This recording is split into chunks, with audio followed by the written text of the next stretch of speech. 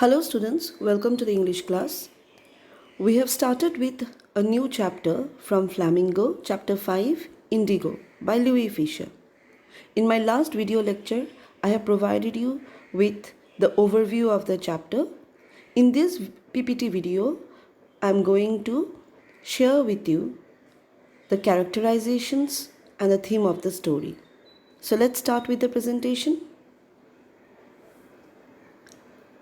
This PPT video has the content, three main contents: Mahatma and Champaran, characters involved in the story, and the theme of the chapter. Mahatma and Champaran. We are all acquainted about Mahatma Gandhi, the exponent of Indian freedom struggle. Mahatma Gandhi, after completing his higher studies in India, went to England to pursue his law. After being certified as a lawyer from the Bar Council of London, he went straight to South Africa, where he started practicing law. In South Africa, he came face to face with apartheid system. He fought against the apartheid system in South Africa using his Satyagraha movement for the first time in his life. It became quite successful in South Africa. He returned back to India, thinking about the Indian people. He never thought the Satyagraha movement, which would become so famous in South Africa, could be applied in India too. But when he returned back in 1915, it was only 2 years later, in 1917, when he had to use his Satyagraha movement. And that too was in Champaran, a small village in Bihar. I have provided here some points about the Champaran Satyagraha, which was the first successful Satyagraha of Mahatma Gandhi in India. The Champaran movement marked the beginning of mass movement era, as from now onwards masses were part of national movement. Gandhi, through Champaran movement, reposed faith in common masses, unlike Congress, which did not consider masses were yet ready for mass movement. Gandhi travelled across the district to different villages, meeting farmers and taking note of their sufferings and complaints against the forced indigo cultivation. He was given an ultimatum by the British government to leave Champaran. Gandhi refused to leave and responded that he was ready to bear the penalty of civil disobedience. As Gandhi was arrested, scores of Champaran tenants turned up in protest outside the jail, police stations and courts. Troubled by this unusual form of resistance that spilled no violence, the government was forced to let go of Gandhi. Gandhiji here remarked, the country, thus, had its first direct object lesson in civil disobedience. Champaran movement is landmark event in Indian independence movement, as from here on, masses became permanent part of movement. Earlier doubts about the capacity of masses were relinquished by Congress to create a genuinely mass-based freedom struggle leading to independence from British rule. In our next slides, we are going to see about the various characters involved in the story. The first and foremost is Raj Kumar Shukla. He is a poor sharecropper who had apprised Gandhiji of injustice of the landlord system in Bihar. He is the unsung hero of the Champaran Satyagraha. It was through his initiative that he went to Gandhiji in its 31st session of Lucknow Congress session and had requested Gandhiji to accompany him to Champaran. Gandhiji, who did not hear about Champaran any time before in his life, did not respond immediately. But Raj Kumar Shukla and his tenacity to take Gandhi along with him had impressed Gandhiji, and that resulted in Gandhiji arriving at Champaran. The rest is history with what we know about the Champaran Satyagraha.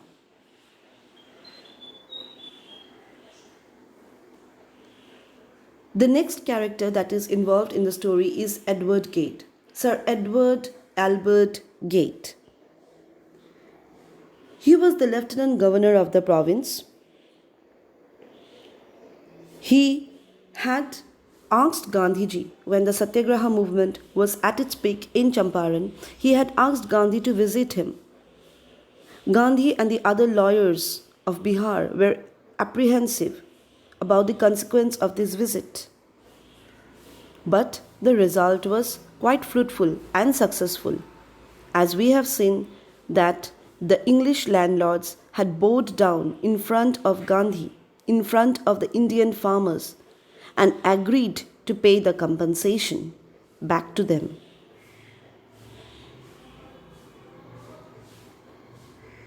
The next important character in the story is Rajendra Prasad. We all know about Sir Rajendra Prasad.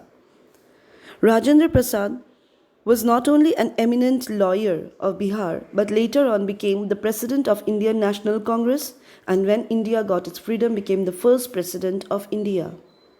In the entire Champaran Satyagraha movement, we find Rajendra Prasad always by the side of Gandhiji, helping him out in various moves and paces.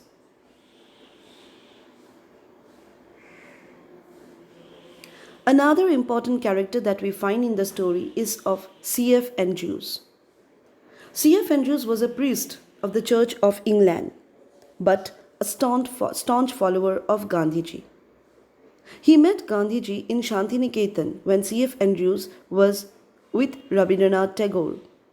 Later on, Andrews became a devotee of Gandhi and had helped Gandhiji in various moves of the Indian freedom struggle. He was an English pacifist and devoted follower of Gandhiji. He was ready to stay at Champaran and help Gandhiji, but Gandhiji opposed it. Why Gandhi opposed it? Of course, we will see when we will be going through the explanation of the story. There are other eminent characters involved in the story. We have J.B. Kripalani, professor in Arts College, Muzaffarpur, Professor Malkani, a teacher in a government school, Kasturba Gandhi, the wife of Mahatma Gandhi, and Devdas Mohanchand Gandhi, the youngest son of Gandhi. All these four characters in various stages had helped Gandhiji in making the Champaran Satyagraha a successful one.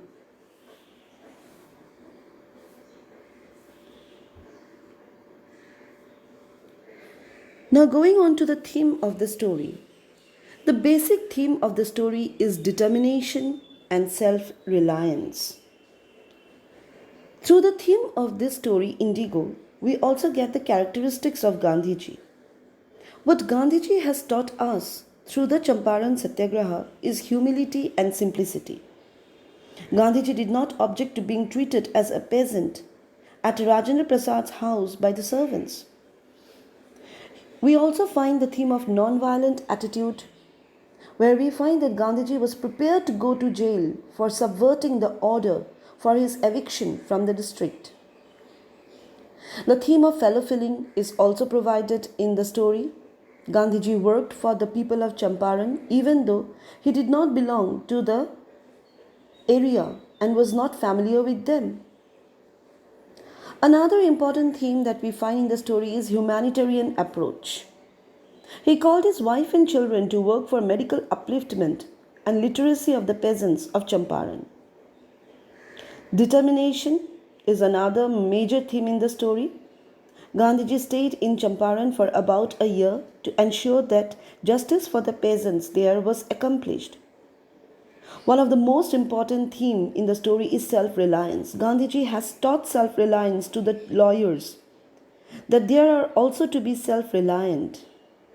He did not take help from C.F. Andrews, a British pacifist, despite the lawyers requesting him to do so.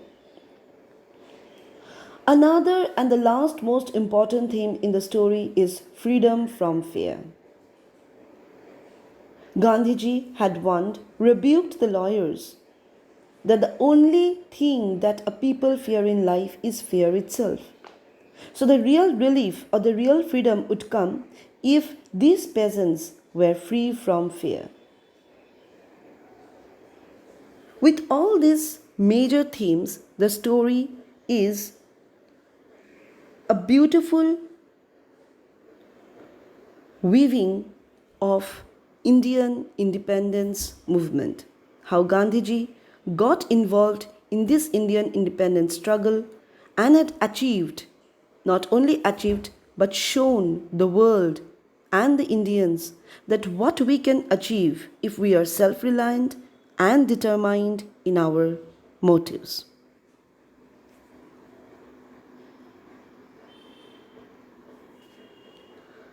I hope you have understood the theme and the characterizations of the story. In my next slide or in my next video lecture, I am going to provide you with the explanation of the story.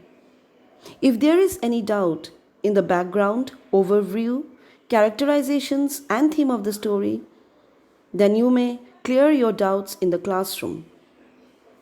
Study well. Thank you all.